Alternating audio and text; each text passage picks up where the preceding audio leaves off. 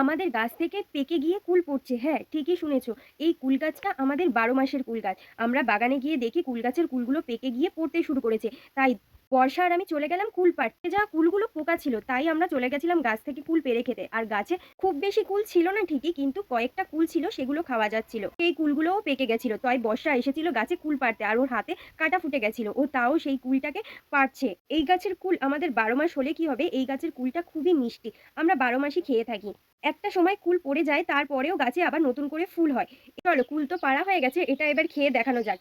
বর্ষা কুলটা খেয়ে দেখাবে যে কুলটা কিরকম। ওর কাছে তো খুবই ভালো লেগেছে। আর এইদিকে পুকুর থেকে কত তাল তুলেছি। আমাদের বাড়িতে অনেক কটা তাল গাছ আছে, আর সব তালগুলো পুকুরেই পড়ছিল। প্রত্যেকদিন অনেক কটা করেই পুকুরে তাল পড়ে। তালগুলো খেতে অবশ্যই মিষ্টি, কিন্তু আমরা কতবা তাল খাবো। এই যে পুকুরের চারিদিকে আমাদের তাল গাছ, আর পুকুরে কত তাল পড়ে আছে। পুকুরের জল নষ্ট হয়ে যাবে বলে তাই পুকুর থেকে তালগুলো তুলে রাখে। আর এইদিকে বর্ষাকে আমি একটা ফুল গিফট করলাম। তার পরিবর্তে ও আমার জন্য কত সুন্দর ছোট্ট ছোট্ট ফুল এনেছে। ফুলগুলোর রং এত সুন্দর দেখতে, আমার খুবই ভালো লাগছিল। আমি বললাম কোত্থেকে নিয়ে আসি? ও বলে মাঠের মাঝখানে এমন একটা গাছ হয়ে আছে। এই ফুল তোমরা কি দেখেছো?